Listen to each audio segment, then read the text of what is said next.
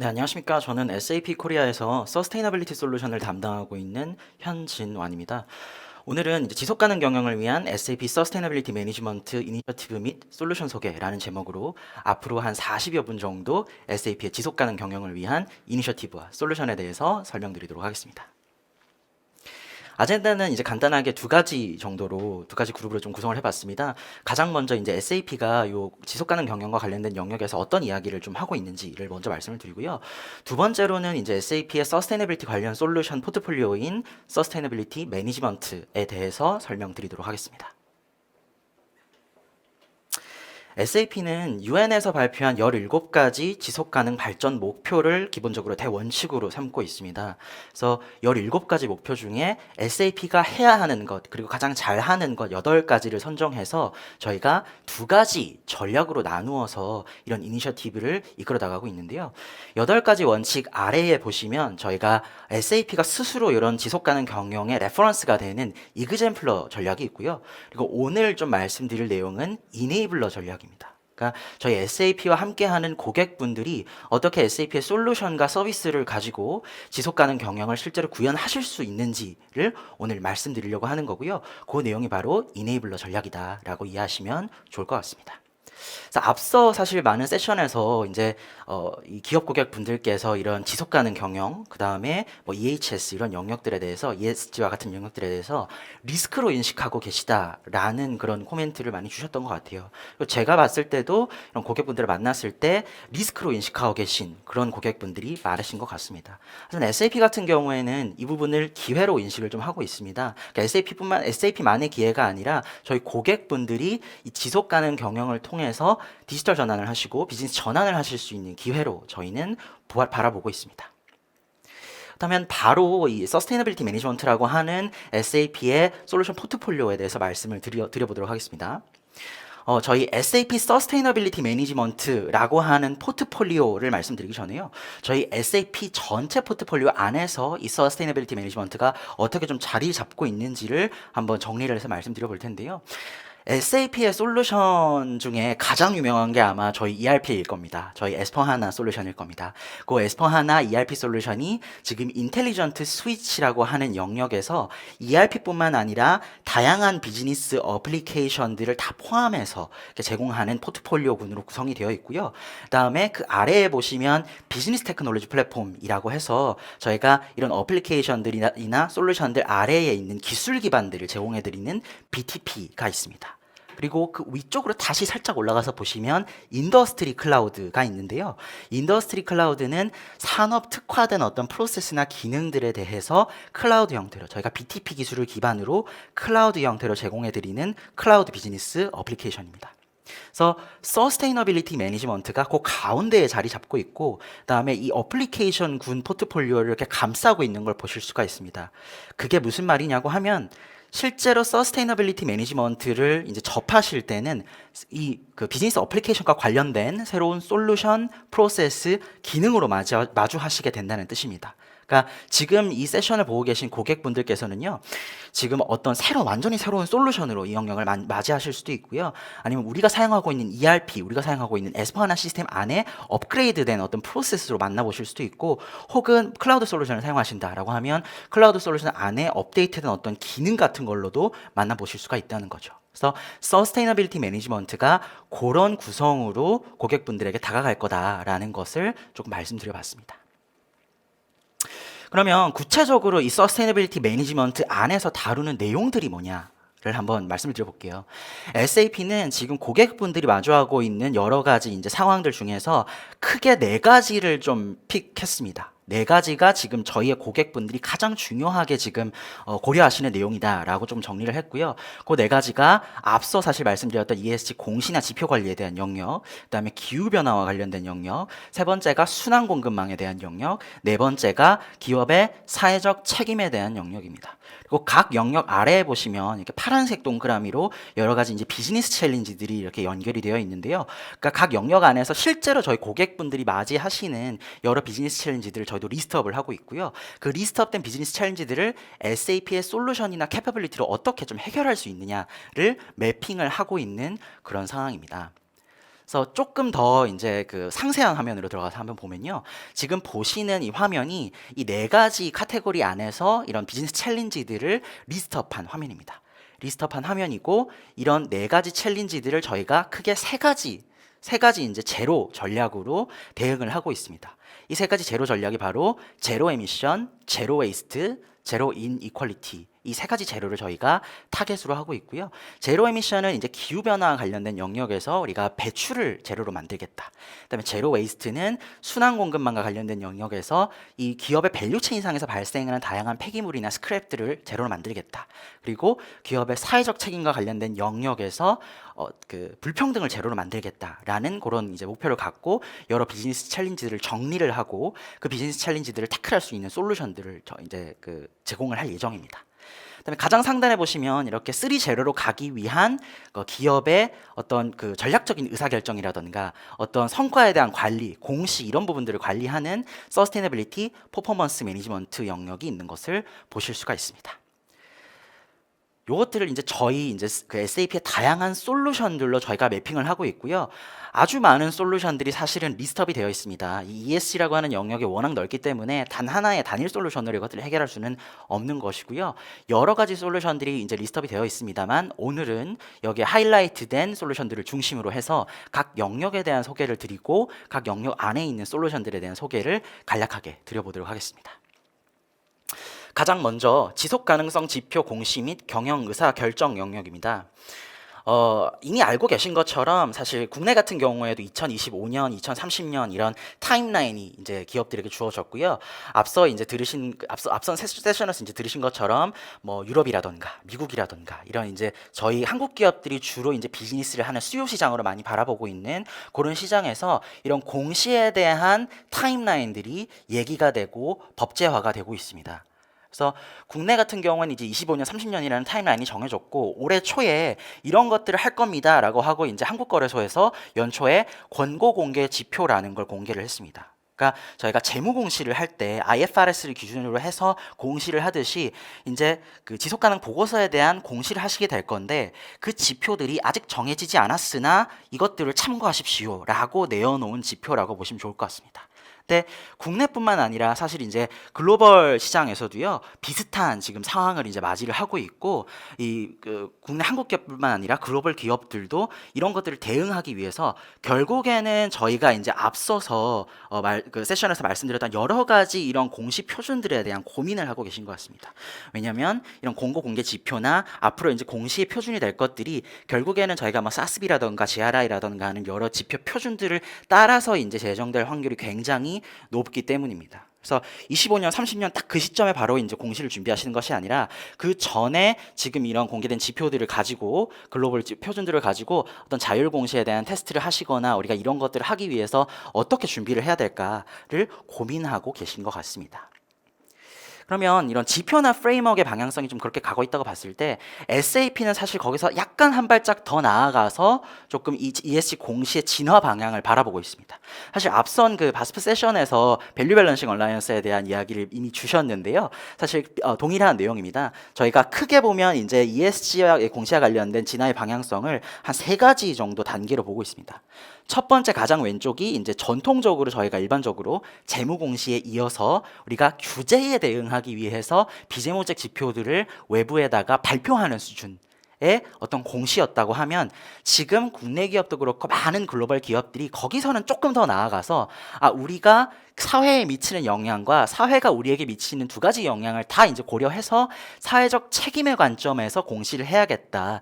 그래서 그런 것들을 이제 그 스탠다드화한 지표도 우리가 봐야겠다라고 이제 고민을 하고 계신 단계인 것 같고 넘어가고 있는 과정인 것 같습니다. 근데 거기에서 더 나아가서요. 사실 이제 앞서서 저희 이제 KPMG에서 이제 말씀 주신 세션에서도 비슷한 얘기를 했는데 다시 우리 기업으로 돌아와서 우리가 이런 지표들을 관리하는 것이 단순히 우리가 이런 책임을 잘하고 있습니다라고 이제 얘기를 하고 끝나는 것이 아니라 그게 우리에게 다시 어떠한 재무적 가치가 있습니다. 우리에게 어떤 현금적인 가치가 있습니다. 자산적인 가치가 있습니다. 이런 것들로 가져오시기를 원하시는 거거든요. 그래서 그런 방향으로 ESG 공시가 흘러가지 않을까. 그래서 그런 것들을 고민하는 모임이 결국 앞서 바스프 세션에서 들으셨던 것처럼 BBA라고 하는 모임이고, 이 안에서 저희 SAP도 창립 멤버로 같이 참여를 해서 이런 지표나 혹은 재무적인 어떤 영향에 대한 것들을 같이 연구하고 고민하고 있습니다.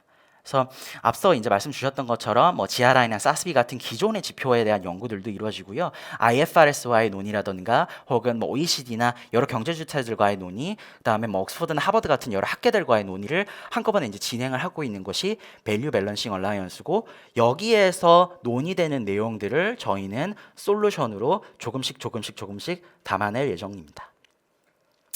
그렇다고 하면 지금 당장 바로 이제 ES 실무를 하시는 분들 입장에서 우리가 뭘 보게 될까를 봤을 때 많은 이제 저희 고객분들이 말씀하시는 게 데이터에 대한 챌린지인 것 같습니다. 저희가 이제 그 기업이 자율적으로 우리의 사이클에 맞춰서, 그리고 감사에 대한 것들을 이제 고려하지 않은 상황에서 어떤 1년에 한 번, 경년에 한 번 지속 보고서를 발간했을 때는 어떤 스프레드시트 기반으로 해서 여러 부서들에서 이제 데이터를 받아서 그런 것들을 이제 외부에다가 내어놓는 그런 형태의 작업이 가능했다라고 하면, 이제는 저희가 재무공시를 하는 것처럼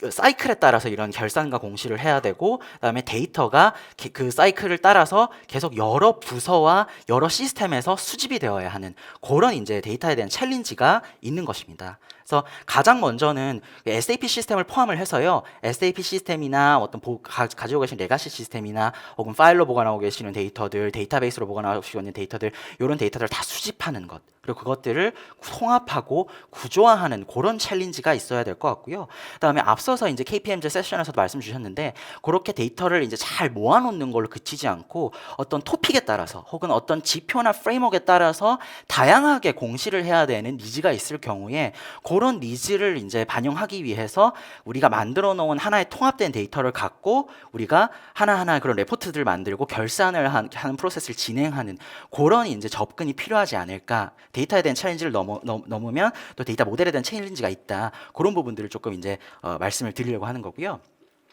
그래서 올해 연말에 SAP Sustainability Control Tower라고 하는 솔루션이 출시가 됩니다. 출시가 되고, 그 SAP Sustainability Control Tower의 대원칙은요, ESG, 통합 ESG 원장을 가져가는 겁니다. SAP가 이제 ERP 시장에서 가장 잘했던 것이 뭐냐면, 사실 기업의 어떤 재무 활동이나 물동 활동에 대해서 하나의 원장을 갖고 결산을 하고 성과를 보고 그것들을 이제 외부에 공시하고 평가하는 그런 것들을 이제 가장 잘했던 것이거든요.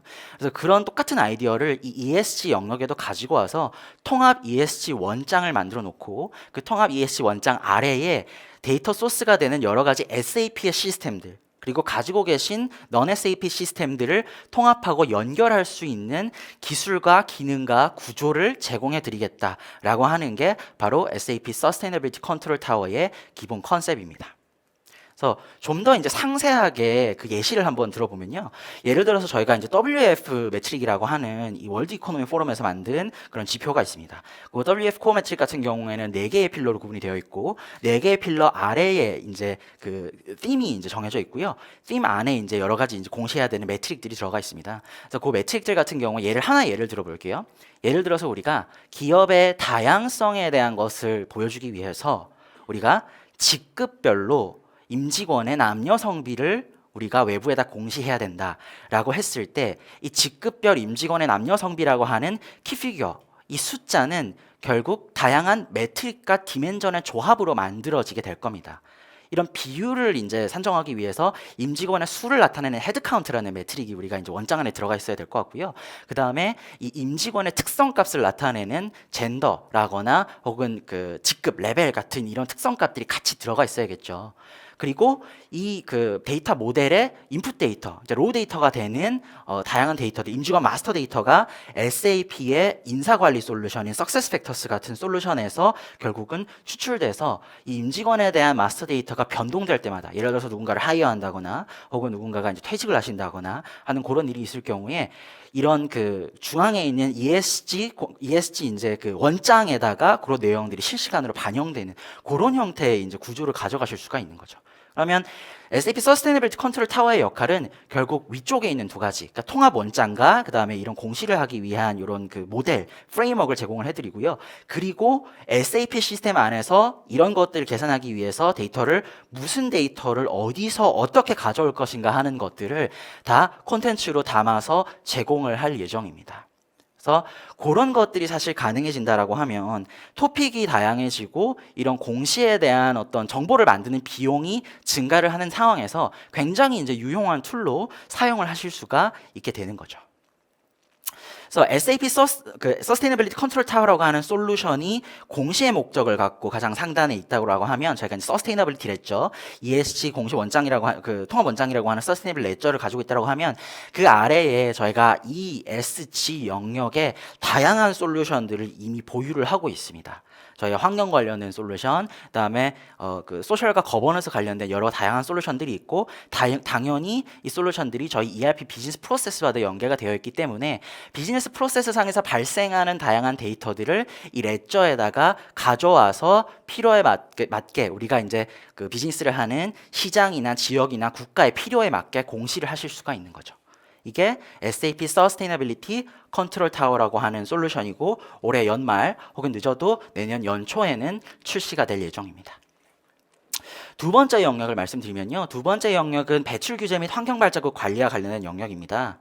그래서 요 영역에서 저희가 이제 아까 8가지 대원칙 말씀드렸죠. 대원칙 중에서도 이제 클라이밋 액션과 관련해서 저희가 내어놓고 있는 그런 솔루션과 관련된 영역인데요. 8월 초에 IPCC 6차 보고서가 이제 발간이 됐습니다. IPCC 6차 보고서가 발간이 됐고 결국 이게 발간이 되면서 유엔 사무총장이 이런 코멘트를 다셨죠. 이 IPCC 6차 보고서가 인류에 대한 코드 레드다.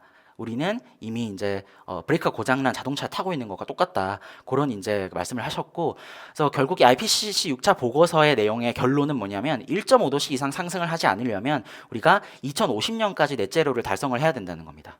2050 그리고 2030년까지, 그러니까 2030년이면 저희가 이제 9년 남았죠. 2030년까지 이런 그 탄소 배출을 절반을 감축을 해야 된다는 거고요. 굉장히 어그레시브한 목표처럼 좀 들리실 수도 있겠습니다. 2030년, 2050년이라고 하는 타임라인까지 사실 갈 필요도 없고요. 사실은 2021년 지금 이 시점에서 봤을 때 많은 기업에서 이런 고민을 하고 계신 것 같습니다. 특히 이제 올해 들어서 이런 고민들을 많이 하고 계신 것 같습니다. 이것들을 생존이나 이런 문제를 보기 전에 우리가 이런 것을 비용으로 점점 체감하고 계시다는 거죠. 앞서서 이제 저희 변호사님이 이제 진행해주신 탄소세에 관련된 내용 그리고 저희 이제 바스프에서 얘기하신 그런 내용들을 다 이제 결국은 종합해봤을 때 기업에서 이런 그 생각을 갖고 계신 거죠. 우리가 지금 2021년에 이만큼의 장부 가치를 갖고 있는 자산 가치를 갖고 있는 기업인데 만약에 2024년, 2026년부터 우리가 이제 비즈니스를 하고 있는 시장에서 우리에게 비용을 부과한다라고 하면 이런 것들이 지금 결국에는 네거티브 캐시플로우로 발생을 하겠다. 그리고 이런 것들이 현재 가치로 할인을 해봤을 때 좌초 자산으로서 우리가 지금 장부에선 보이지 않지만 우리 자산을 갉아먹고 있는 어떤 그 숨겨진 리스크로 이제 볼 수 있겠다. 숨겨진 비용으로 볼 수 있겠다. 이런 생각들을 하시는 거죠. 그래서 이런 그 좌초 자산을 그럼 우리가 어떻게 줄일까? 를 이제 고민을 할 때 사실 이 네거티브 캐시플로우가 결국에는 배출 비용과 제품별 탄소 배출량을 곱해서 그 총합을 더한 것이기 때문에 배출 비용 자체는 우리가 가격을 컨트롤할 수 없다라고 쳐도 제품별 탄소 배출량을 집계를 하고 그리고 제품별 탄소 배출량에 무엇이 기여를 하느냐를 우리가 정확하게 알면 예를 들어서 우리가 원자재가 이것을 기여를 하느냐 아니면 우리가 사용하는 에너지가 기여를 하느냐 아니면 우리가 사용하는 공정에 문제가 있느냐 이런 것들을 알 수 있다라고 하면 이 제품별 탄소 배출량을 줄일 수 있겠다라고 하는 생각을 하고 계신 거죠. 그래서 좀 더 이제 와닿는 개념으로 저희가 이제 이 그 탄소 배출에 대한 것들을 기업에서 고민을 하고 계신 겁니다. 그렇다라고 하면 이제 이런 탄소 배출에 대해서 이제 그 측정하는 방법을 저희가 이제 크게 보면은 두 가지로 볼 수가 있는데요. 왼쪽이 이제 지금 보시면 이제 조직 단위로 저희가 이제 사업장이나 시설이나 뭐 설비나 라인 이런 조직 단위로 저희가 직접 배출이나 간접 배출 저희가 일반적으로 스콥 1, 2 그리고 3라고 얘기하는 그다음에 그 직접 배출, 간접 배출 그리고 우리 밸류 체인 앞뒤에서 발생하는 간접 배출을 구분한 게 왼쪽의 기준입니다. 그래서 왼쪽의 기준으로 스콥 1과 2는 이미 많은 기업에서 사실은 측정을 하고 계시거나 그런 측정을 하기 위한 인베스트를 이미 시작하셔서 진행을 하고 계신 것 같고요. 이 부분에서의 고민은 이제 스콥 3인 것 같습니다. 앞선 그 바스프 세션에서 사실 스콥 3에 대한 고민을 질문을 주셨는데요. 그런 영역들이 이제 사실은 가장 활발하게 논의가 되고 있고 기업 고객분들이 고민하고 계신 것 같고요. 그다음에 오른쪽으로 넘어가면 똑같은 GHG, 그러니까 온실가스에 대한 계산 프로토콜이지만 이것들을 제품 단위로 계산을 하는 방법입니다. 제품 단위로 계산을 할 때는 앞서 이제 측정된 배출량들뿐만 아니라 우리가 특정 제품을 얼마나 구매를 했고 이런 것들을 제조하는데 본구조가 어떻게 되고 이 공정이 어떻게 되고 에너지가 어떻게 쓰이고 이런 것들이 이제 좀 더 상세한 레벨로 들어가서 제품별로 이제 도출을 하시게 되는 거죠. 그래서 이런 프로토콜들이 나와 있기 때문에 우리가 뭘 해야 되느냐는 조금 명확한 상황입니다만 어떻게 해야 되느냐가 결국 문제인 것 같습니다. 또 이 영역에서 저희 SAP에서는 크게 두 가지 솔루션을 말씀을 드립니다. 첫 번째는 왼쪽의 조직 단위의 이런 배출량에 대한 규제와 배출량을 관리하기 위해서 SAP EHS Environment Management 안에 있는 Emission Management라고 하는 솔루션을 말씀을 드립니다. 그리고 오른쪽 제품 단위 탄소 배출량에 대한 관리를 위해서는 SAP Product Footprint Management라고 하는 제품의 환경 발자국을 관리하는 솔루션을 말씀을 드리고 있습니다. 참고로 SAP Product Footprint Management는요, 많은 기업들과 저희가 이제 코이노베이션을 통해서 이제 개발을 하고 8월 31일, 그러니까 한 이틀 3일 전이죠. 8월 31일에 본격적으로 출시를 해서 실제 지금 구매가 가능하신 솔루션입니다. 좀 더 이제 개별 솔루션들에 대한 내용을 좀 들여다보면요. 이 EHS Environment Management 같은 경우에는 결국에는 규제를 정의하고 그 규제에 대응하기 위한 배출량을 이제 산정을 하고 배출량에 대한 외부 보고 양식에 따라서 보고를 하고 이런 이제 기능을 기본적으로 갖고 있고요. 그 지역별로 국가별로 이런 배출에 대한 규제들이 다르기 때문에 배출 규제와 관련된 어떤 콘텐츠들을 제공해드리는 콘텐츠 프로바이더들이 있습니다. 컴플라이언스 콘텐츠 프로바이더들과의 연계를 통해서 지금 비즈니스를 하고 계신 지역과 국가의 그런 규제들을 빠르게 따라가실 수 있는 그런 장점이 있다라고 보시면 좋을 것 같고요. 그래서 기본적인 기능은 이런 컴플라이언스에 대한 이제 정의를 하고 정의된 컴플라이언스에 따라서 우리가 위치 기준으로 해서 어디에다가 무슨 데이터를 이제 엔트리를 받을 거고 그런 엔트리 받은 데이터들을 가지고 이 위치에 대한 계층 구조를 갖고 있기 때문에 데이터들을 말아 올렸다가 다시 이제 그 상세 레벨로 내려갔다가 이런 이제 애그리게이션과 디스애그리게이션의 이제 기능을 갖고 있고요. 그래서 이 그 수집된 데이터를 갖고 우리가 계산식을 만든다든가 지표를 합성한다든가 하는데 이제 사용하실 수 있는 기초 데이터로 활용을 하실 수가 있는 겁니다. 두 번째로 말씀드릴 SAP Product Footprint Management는요, 앞서서는 조직 단위로 이런 배출량을 관리를 했다라고 하면 제품 단위로 이런 탄소나 혹은 다른 환경 발자국에 대한 관리를 하는 솔루션입니다. 그래서 이 제품의 캐퍼빌리티를 한번 보면요, 가장 처음에는 이 환경 발자국을 계산하기 위한 기초 데이터들을 가지고 오는 그런 데이터 리플리케이션의 기능을 갖고 있습니다. 기본적으로 저희 이제 ERP 솔루션에서 어떤 머테리얼에 대한 무브먼트, 저희가 이제 도큐먼트 같은라고 얘기를 하죠. 머테리얼에 대한 무브먼트라든가 BOM이라든가 라우팅이라든가 이런 제품을 이제 구매하고 제조하고 그다음에 납기하는 여러 가지 이제 활동들이나 마스터 데이터들을 가지고 올 수 있게 돼 있고요. 그리고 이제 앞서 말씀드렸던 솔루션에서 어떤 배출량에 대한 데이터 이런 것들을 가지고 올 수 있게 돼 있고, 그다음에 ERP뿐만 아니라 다른 여러 가지 비즈니스 어플리케이션에서 다양한 데이터들을 가지고 오실 수가 있습니다. 가지고 오신 데이터를 갖고 이제 환경 발자국에 대한 계산을 하기 위해서는요, 각각의 요소들이 얼마만큼의 발자국을 배출을 하느냐에 대한 에미션 팩터 같은 것들이 이제 외부에 존재를 하기 때문에 그런 것들 이제 콘텐츠 관리하실 수 있는 기능, 그리고 만약에 이제 LCA 데이터베이스 같은 것들 기존에 사용하고 계신다라고 하면 LCA 데이터베이스나 그 서비스 프로바이더들과의 연결할 수 있는 기능을 포함을 하고 있습니다. 그래서 이렇게 데이터가 모이고 나면요, 이런 것들을 어떻게 계산할 것인가 하는 계산식 템플릿들을 저희가 제공해드리고, 그 다음에 그 플렉서블하게 이제 구성을 하실 수가 있고, 요 이제 템플릿들을 기반으로 해서 결국에는 제품 단위로 환경 발자국에 대한 계산을 하실 수가 있고요. 계산된 데이터를 갖고 분석을 다시 이제 들어가는 겁니다. 계산을 하는 게 이제 목적이 아니라 계산을 하고 나서 이 안에서 우리가 어떤 것들이 우리 환경 발자국에 가장 크게 기여를 하느냐 이런 것들이 이제 보셔야 되잖아요. 그게 만약에 우리가 원자재에서 뭔가 기여를 한다, 아니면 에너지에서 기여를 한다라고 하면 다시 비즈니스 프로세스로 돌아가서 우리가 조달의 방법을 다르게 한다든가 혹은 공정을 다르게 한다든가 이런 이제 여러 가지 이제 비즈니스 프로세스로 이제 인테그레이션을 하는 그런 기능들까지 포함을 할 예정입니다. 그래서 이제 결국에는 하시고 싶은 내용들은 이런 겁니다. 우리가 환경 발자국을 단순히 계산하고 집계하고 그게 이제 끝이 아니라 그걸 가지고 우리가 그러면 공급사슬망 관점 혹은 재무 관점에서 봤을 때 우리가 무슨 액티비티를 할 수 있느냐, 그 액티비티를 했을 때 실제적으로 우리한테 무슨 임팩트가 오느냐 이런 것들을 이제 확인하시고 싶으신 거죠. 그래서 프로덕트 푸드프린트 매니지먼트라고 하는 솔루션이 그런 이제 고민을 하실 수 있는 어떤 기본이 될 수 있는 그런 솔루션이다라고 좀 말씀을 드리고 싶습니다. 그다음에 그 세 번째 영역이 이해관계자를 고려한 사회적 책임 기반 가치 사슬 영역입니다. 앞에 두 영역이 가장 처음 영역은 우리의 비즈니스, 공시 이런 부분에 이제 집중을 했고 두 번째는 우리의 환경 이런 부분에 집중을 했다라고 하면 세 번째 영역은 사람에 좀 집중을 한다라고 보시면 좋을 것 같습니다. 그러니까 이제 기업에 이제 다양한 이해 관계자들이 있고 이런 다양한 이해 관계자들을 기업이 얼마나 이제 그 사회적으로 책임을 질 것이냐 하는 것이 결국에는 문제인데요. 우리가 알고 있는 다양한 이해 관계자들, 고객, 투자자, 협력사, 지역사회, 정부, 뭐 직원, 다양한 이해 관계자들이 있습니다. 이런 다양한 이해 관계자들과 사실은 다양한 이슈들이 있고요. 그런 이슈들을 사실은 이렇게 구조화해서 이슈들을 모아놓은 게 ISO 26000이라고 하는 국제표준입니다. 저희가 일반적으로 ISO 국제표준이라고 하면 경영환경의 어떤 그런 표준을 얘기를 하고 그 표준을 잘 준수를 하면 뭔가 서티피케이션이 나오는 그런 이제 관점으로 접근을 하시는데요. ISO 26000은 사실은 그런 관점의 국제표준은 아니고요. 어떤 매니지먼트 시스템이라던가 서티피케이션을 위한 국제표준이 아니라 지금 보시는 것처럼 우리가 소셜 리스폰서빌리티 기업뿐만 아니라 사회의 구성원들이 고려해야 되는 이런 사회적 책임들을 크게 한 7가지 코어 영역으로 나눠놓고 각 코어 영역 아래에 여러 가지 이슈들을 이렇게 리스트업을 해놨습니다.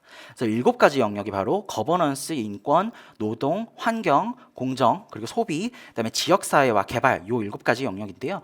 그 7가지 영역 아래에 개별 이슈들을 이렇게 리스트업을 해놓은 거를 보실 수가 있습니다.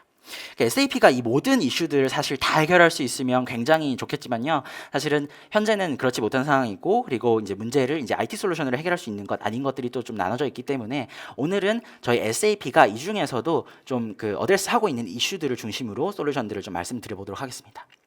첫 번째가 바로 이제 지역사회와 직원의 어떤 안전과 보건과 관련된 영역입니다. 그래서 앞서 말씀드린 SAP EHS Environment Management 환경관리 영역과 더불어서요. EHS 솔루션 안에 들어있는 Health and Safety 그러니까 환경과 보건과 관련된 솔루션이라고 보시면 좋을 것 같습니다. 앞서 이제 환경 솔루션처럼요. 이 안전 및 보건에 관련된 국제 표준을 따라가고요. 그다음에 안전 및 보건과 관련된 여러 가지 컴플라이언스 컨텐츠들을 이런 외부에 있는 컴플라이언스 컨텐츠 프로바이더들과 연계하셔 가지고 각 지역이나 국가에서 요구하는 컴플라이언스들을 이제 쉽게 쫓아갈 수 있는 그런 이제 기능들을 탑재를 하고 있습니다. 그리고 우리가 이런 안전과 보건을 이제 담보하기 위해서 어떤 조치사항이나 이런 것들을 단순히 정리하는 게 아니라요. 규제와 조치사항을 정리만 하는 게 아니라요. 저희 SAP ERP와 연계를 해서 비즈니스 프로세스 상에서 만약에 어떠한 프로세스에서 안전에 대한 이슈가 있다, 보건에 대한 이슈가 있다라고 했을 때는 특정한 조건을 만족하지 않으면 비즈니스 프로세스를 진행할 수 없는 그런 이제 기능들도 같이 포함을 하고 있어서요. 이런 비즈니스 프로세스를 컨트롤하는 기능까지 다 지원을 한다라고 보시면 좋을 것 같습니다. 두 번째는요, 저희가 이제 공급 협력사와 관련된 내용인데요. 이 사회적 책임과 관련된 그 코어 영역에 보면 그 밸류체인 상에서 사회적 책임을 이제 촉진해야 된다라고 하는 그런 이슈가 있고 그 중에 하나가 지금 말씀드릴 우리 공급 협력사와의 관계라고 좀 보실 수가 있을 것 같습니다. 그래서 오른쪽에 이제 솔루션을 보시면요, 저희 SAP 아리바라고 하는 구매 네트워크 솔루션이 있습니다. 구매 네트워크 솔루션 안에 보시면 서플라이어 리스크 매니지먼트라고 해서 이제 구매 협력사의 다양한 리스크들을 관리를 하는 그런 기능들이 들어가 있고 저희가 일반적으로 이제 구매 협력사 리스크라고 하면 어떤 파이낸셜 리스크 이런 것들을 많이 생각을 하시는데요. 저희가 이제 에코바디스라고 하는 이 ESG 평가와 관련된 기관에서 제공하는 스코어들을 이제 연동을 함으로써 이 서플라이어들의 지속 가능성과 관련된 지표들을 받아볼 수 있는, 그래서 이 지표들을 받아보면서 해당 서플라이어의 지속 가능성과 관련된 리스크를 평가해 볼 수 있는 그런 기능들을 제공을 하고 있습니다. 그리고 이 기능에는 단순히 스코어만 제공을 하는 게 아니라 어떤 점에서 이런 임프루먼트 포인트가 있겠다, 개선의 포인트가 있겠다라고 하는 내용들까지 같이 제공되기 때문에요. 이런 공급 협력사에 대한 사회적 책임 증진 목적으로 이런 솔루션의 도입을 좀 고민해 보실 수도 있을 것 같습니다. 그다음에 사회적 책임과 관련해서 마지막으로 좀 소개시켜 드릴 영역은요. 저희 SAP GRC라고 하는 솔루션입니다. SAP Governance, Risk and Compliance라고 하는 솔루션이고요. 이 GRC라고 하는 솔루션은 기업에서 발생하는 여러 가지 트랜잭션들을 감시를 하면서 만약에 이상한 거래 아니면 사기 혹은 부패와 같은 그런 기업에서 이제 방지해야 되는 여러 가지 이제 컴플라이언스 이슈들의 패턴을 이제 탐지가 됐을 때 그러한 그 패턴을 가지고 트랜잭션을 막거나 이 막은 트랜잭션을 컴플라이언스 담당자에게 보고를 함으로써 조치할 수 있게 하는 그런 영역의 솔루션입니다. 그래서 GRC 비즈니스 인테그리티 스크리닝이라고 하는 솔루션을 저희가 이 사회적 책임과 관련된 영역에서 좀 소개를 드렸고요. 이런 그 솔루션을 도입을 하셔가지고 우리가 기업의 어떤 투명성이라든가 이런 것들을 좀 담보할 수 있을 때 결국에는 기업의 이해관계자인 어떤 투자자나 혹은 정부나 더 이제 외부의 이해관계자들이 이 기업에 대해서 조금 더 이제 신뢰할 수 있겠다라고 저희는 좀 생각을 하고 있습니다. 그래서 이제 세 번째 영역 이후에 마지막으로 이제 말씀드릴 영역이 바로 순환 공급 사슬을 통한 자원 사용 효율화 영역입니다. 그래서 이제 이 순환 공급 사슬을 통한 자원 사용 효율화 영역은요, 결국에는 제로 웨이스트 달성을 목표로 하고 있습니다. 제로 웨이스트 달성을 목표로 하고 있는데 저희가 특히 이제 제조업 중심으로 한번 봤을 때 일반적으로 밸류 체인을 선형적으로 많이 인식을 하고 있습니다. 우리가 제품에 대한 개발이나 설계를 하고 이에 대한 이제 조달을 이제 진행을 하고요. 그다음에 생산을 하고 납기를 하고 그다음에 고객이 소비하는 과정 이렇게 선형적으로 밸류 체인을 보통 인식을 하고 있는데요. 이런 밸류 체인 상에서 사실은 굉장히 많은 웨이스트들이 발생을 합니다. 단순히 사용하고 난 다음에 폐기물만 발생하는 게 아니라요. 저희가 품질이라던가 수율이라던가 여러 가지 이제 이유를 이제 가지고 많은 이제 스크랩이라던가 이런 것들이 발생을 하게 되는데요. 이런 것들이 어떤 조사에 따르면 실제로 이제 추출된 자원 대비 한 92% 정도가 된다고 합니다. 그러니까 결국에는 재활용되는 게 한 8% 정도밖에 없다는 의미죠. 그래서 SAP에서는 이런 제로 웨이스트를 달성을 하기 위해서 이런 순환 공급 사슬을 통한 자원 효율화에 대한 고민을 하고 있고요. 그 이유는 이런 웨이스트가 발생한다는 게 결국에는 단순히 환경 오염으로 끝나는 게 아니라요. 어떨 때는 원자재 가격 상승의 어떤 요인이 되기도 하고요. 아니면 이런 것들이 배출하거나 처리하는데 비용으로 발생을 해서 가격에 전가되고 가격을 올릴 수가 없으면 마진율 하락이라는 그런 이제 경우가 생기기도 하기 때문이죠. 그래서 그런 경우가 이제 점차적으로 도미노로 발생을 하면 비즈니스 경쟁력이 저하되기도 하고 더 나아가서는 특정 산업의 성장률 자체에 어떤 영향을 주는 그런 이제 케이스도 있는 것으로 알고 있습니다.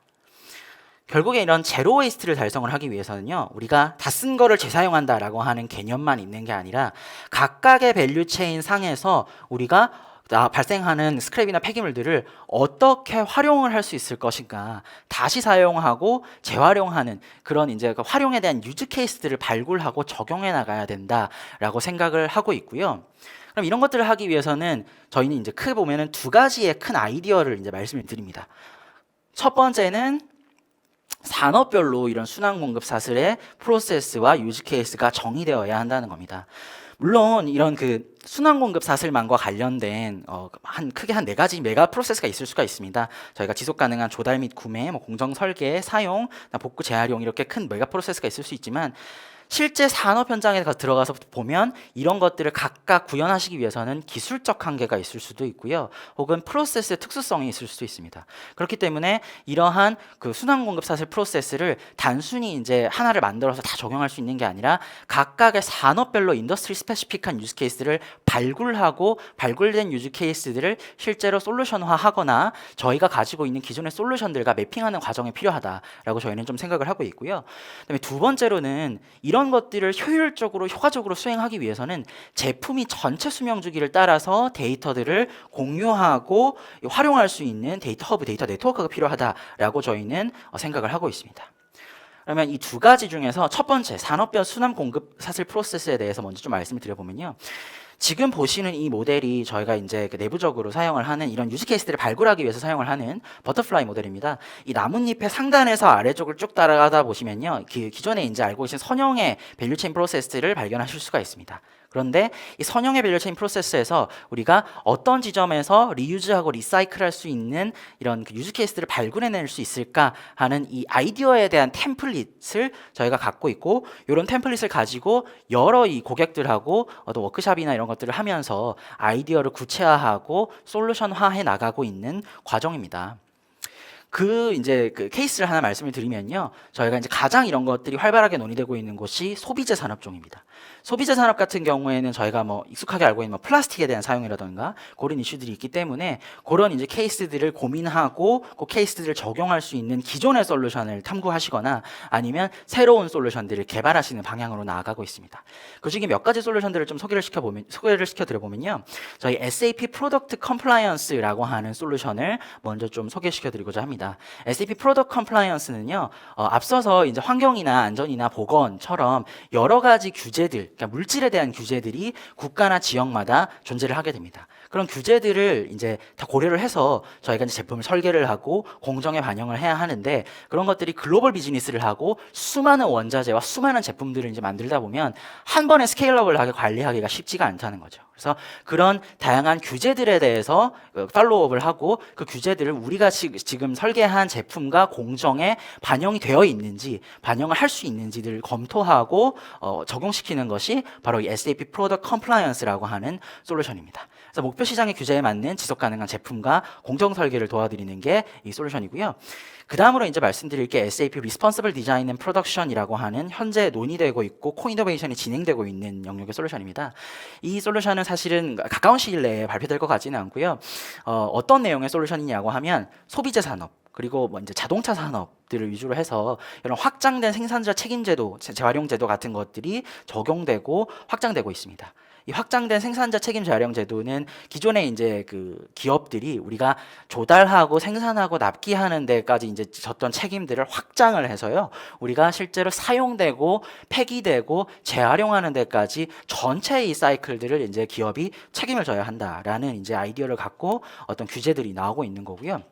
그래서 그런 규제들에 이제 대응을 하기 위해서 많은 기업들이 다양한 방식으로 이제 고민을 하고 계신데 저희 SAP도 이런 고민을 하고 계신 기업과 함께 이제 코이노베이션을 함으로써 이런 기능들이나 이런 프로세스들이 필요할 것 같습니다 하는 것들을 쭉 리스트업을 하고 그런 유즈 케이스들을 실제 제품으로 하나씩 만들어 나가고 있습니다. 이제 국내 같은 경우에도 이제 포장재 종류나 아니면 전지, 타이어 뭐 이런 종류의 이런 그 규제들이 적용되고 있거나 적용될 예정인 걸로 알고 있는데요. 관련 산업에 이제 종사하시는 고객분들이라면 관심 있게 한번 지켜보시면 좋을 것 같습니다.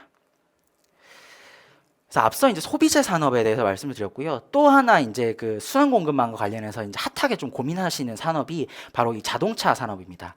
자동차 산업 같은 경우에는 이제 저희가 특히 이제 전기차 쪽이 확 이렇게 그 산업이 올라오면서 다양한 고민들을 하고 계신데요. 요 영역에서 저희 SAP가 이미 솔루션으로 제공하고 있는 것이 사실 앞서 말씀드렸던 두 번째 아이디어, 제품 수명 주기별로 어떤 데이터 허브나 네트워크의 기능을 하는 디지털 비클 허브라고 하는 솔루션을 저희가 이미 제공을 하고 있습니다. 그래서 SAP 디지털 비클 허브 같은 경우에는요, 완성차나 주요 부품의 어떤 교환 가능한 데이터 모델의 표준을 제공을 해서요, 참여자들이 데이터를 수집하고 저장하고 공유하는 것을 용이하게 합니다. 그리고 저희 SAP ERP 솔루션이나 CRM 솔루션들하고 이제 데이터들을 연동하실 수 있게 되어 있고, 그리고 추가적으로 하드웨어에서 올라오는 데이터들이라든가 기존의 DB와 연계하는 그런 기술들을 저희 BTP에서 이제 보유를 하고 있어서 자동차 및 자동차 주요 부품과 관련된 여러 가지 데이터들을 이해관계자들이 들어와서 공유를 하고 누구나 표준화되고 최신화된 데이터를 갖고 그 위에다가 서비스를 만든다던가 데이터에 대한 고민을 하실 수 있는 데이터 네트워크 플랫폼이 바로 SAP 디지털 비클 허브입니다. 그래서 하나의 케이스를 진행되고 있는 논의되고 있는 케이스를 말씀을 드리면요, 이 유럽연합의 데이터 주권 확보를 위한 가이아익스라고 하는 이니셔티브에 대해서 한번 들어보셨을 것 같습니다. 이 가이아익스라고 하는 이 데이터 주권 관련된 이니셔티브 아래에 보면 자동차 산업과 관련된 이니셔티브가 별도로 존재를 합니다. 카테나엑스라고 하는데요, 카테나엑스의 여러 가지 유지 케이스들이 논의가 되고 있는데 하나의 유지 케이스로 논의되고 있는 것이 바로 이런 데이터 네트워크가 있다고 하면 우리가 완성차와 완성차 주요 부품 업체와 그 주요 부품 업체의 여러 가지를 납품하는 설비 업체나 소재 업체들이 다 데이터를 공유할 수 있지 않겠느냐. 그렇다라고 하면 우리가 고민하고 있는 스콥3에 대한 데이터, 우리가 고민하고 있는 제품의 탄소 배출과 관련된 데이터들을 주고받을 수 있지 않을까 하는 이제 아이디어를 가지고 유즈 케이스들이 이제 디벨롭이 되고 있는 거고요. 또 다른 유즈 케이스라고 하면 예를 들어서 뭐 배터리 산업 같은 경우에 우리가 만약에 이런 데이터에 대한 교환이 가능하다고 하면 완성차 안에 들어있는 배터리에 대한 사용 정보 같은 것들을 가지고 와서 그 정보들을 갖고 우리가 얼마만큼의 그 재활용을 해서 자원 재활용을 할 수 있느냐, 이런 것들을 고민하는 유즈 케이스들도 같이 이제 좀 논의가 되고 있습니다. 그래서 이런 데이터 네트워크 플랫폼이 있다라는 거를 말씀을 드리고요.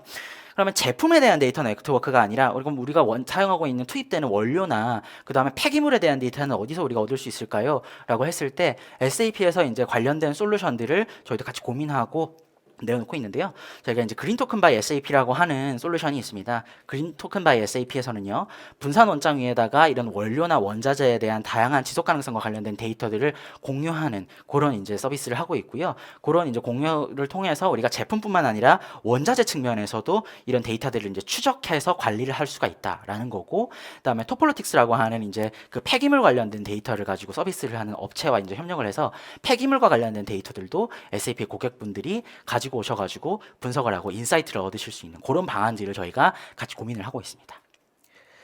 자재뿐만 아니라요, 사실 에너지와 관련을 해서도 저희가 이제 비슷한 형태의 데이터 네트워크를 좀 구성을 하고 있는데요. SAP e모빌리티라고 하는 솔루션은 전기차 인프라와 관련된 솔루션입니다. 그래서 전기차 인프라와 관련해서 전기를 생산하는 업체, 설비를 운영하는 업체, 모빌리티 업체, 전기차를 운영하시는 개인 드라이버들, 그다음에 법인 차량을 운영하시는 분들, 다양한 이해관계자분들이 들어오셔가지고 전기차와 전기차 충전과 관련된 여러 가지 데이터들을 공유하실 수 있는 그런 플랫폼의 형태로 e모빌리티를 저희가 이제 계속 논의하고 개발해 나가고 있는 상황입니다.